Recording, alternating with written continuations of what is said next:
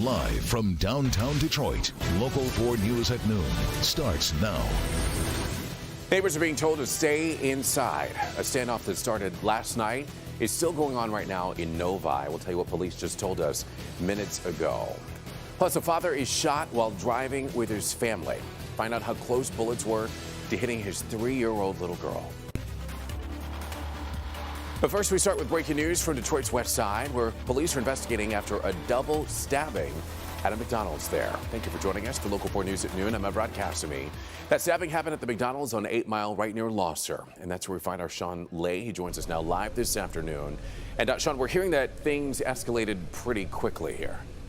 Evrod, let's get right to the activity here. Police just clearing this scene. This did not happen at McDonald's, but the McDonald's is just up this way. One of this persons stabbed ended up collapsing at a McDonald's. The stabbing happened right here, we are told, at this apartment complex. Another man then running next door to the Woodland Medical Center, going right through the doors here. He was in bad shape. He was also stabbed, and the people working inside, doctors and pharmacists, they helped him out right away.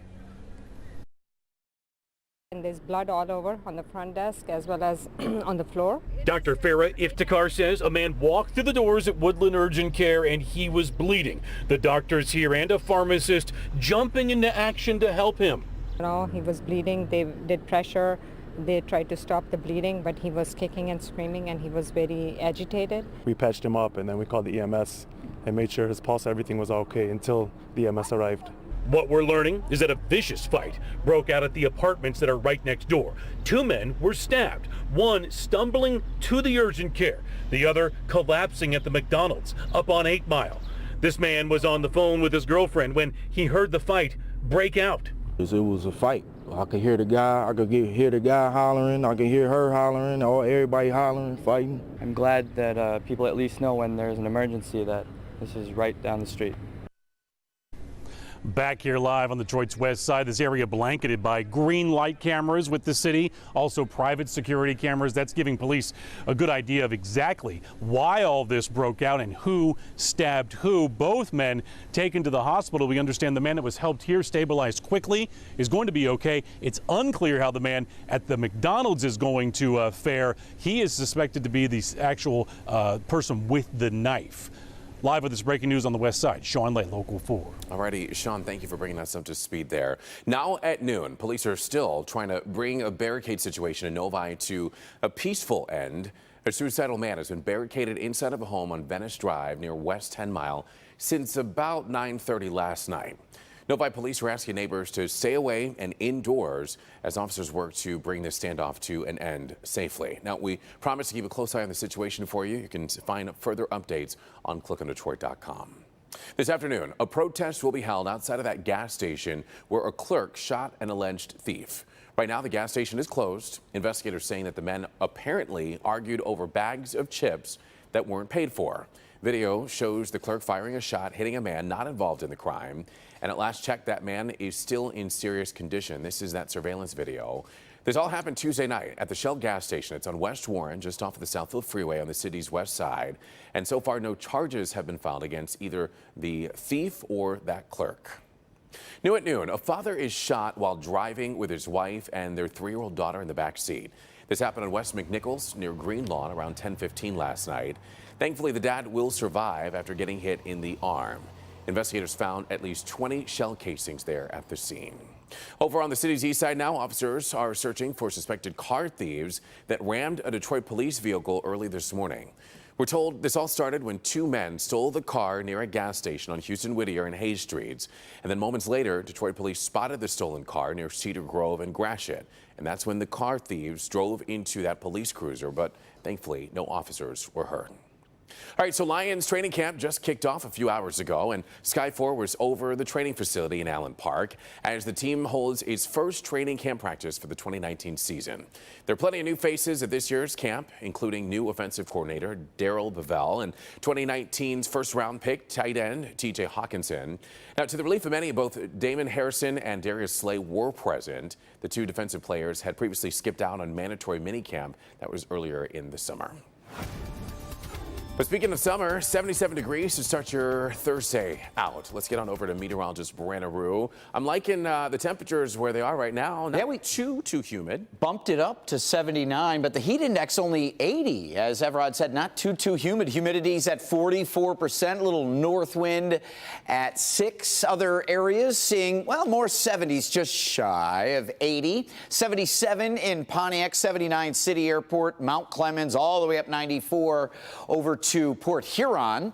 West-northwest winds are on the lighter side, so we're looking good for boating activities, golf activities. Don't forget the sunscreen. I'm not telling you what to do, but we get forgetful when the humidity isn't too bad. You're not feeling it. On our way into the middle 80s, we're going to see more and more cloud cover as we warm up. Not a ton, but could get an isolated shower here or there. You can see right now, really a whole lot of nothing. So it's good out there on the lakes. The chop is less than a foot everywhere. Water temps are fine as well. We're going to heat it up for the weekend coming up. Alrighty, Brandon, thank you. Congresswoman Haley Stevens pretty fired up after the House passes a bill protecting pensions. Today, we deliver for the American people, and we save the pension of those who have never asked for anything. Suspend. Those who are not armed with the lobbyists, but rather for the people. The gentlewoman will suspend. That our grocery stores are stocked, our cars are made, and our safety standards are met. Well, there you have it. The bill will establish a federal agency that can issue bonds and loans to multi-employer pension plans that are struggling with reduction of benefits. All of Washington and indeed most of the country measuring the impact of 6 hours of testimony from Robert Mueller about the special counsel's report on Russian election interference. Craig Boswell is on Capitol Hill with a look at what happens next. As you know, I made a few limited remarks. After 6 hours of testimony from Robert Mueller failed to provide new evidence surrounding the Russia report, Democrats are plotting the next move in their investigation of President Trump's actions. We're going into court to to ask for the grand jury material and to enforce the subpoena against Mr. McGahn. McGahn, the former White House counsel, has refused to comply with congressional subpoenas. For House Speaker Nancy Pelosi, dealing with fellow Democrats divided over possible impeachment proceedings, the issue is still not off the table. Whatever decision we made in that regard would have to be done with our strongest possible hand. We're going to meet our bosses, the constituents, pretty soon, and we're probably going to hear feedback from them as well. In his testimony Wednesday, the former special counsel dismissed President Trump's claims of no obstruction. But that is not what your report said, is it? Correct. It is not what the report said. President Trump claimed victory. Mueller had no material to work with, and he did a horrible job. This was a devastating day for the Democrats. Republicans say it's time to move on. The Democrats have to stop wasting time and trying to have a do-over of the 2016 presidential election. As 2020 approaches, Republicans sticking with the president while Democrats attempt to shift public opinion. Democrats say they'll sue to get the needed testimony and challenge the White House claim of absolute immunity used to block potential witnesses from testifying. Greg Boswell, NBC News, Washington. All right, now to a story that is getting a lot of buzz on the Local 4 Facebook page. A Detroit man shoots an alligator while on vacation near Michigan's Thumb. The man was at his vacation home just east of Saginaw when he stumbled upon this alligator. An alligator that is actually 6 feet long, and it lunged at him. Now, the man was able to pull out his pistol, and he shot that gator before calling 911. The Tuscola County Sheriff's Office says that the gator belonged to a neighbor who does have an exotic animal rescue at his home, and somehow this alligator escaped. Well, while out on a jog, someone decided that it would be a good idea to flash a woman. Well, that flasher is going to think twice after flashing the wrong woman. That story's coming up.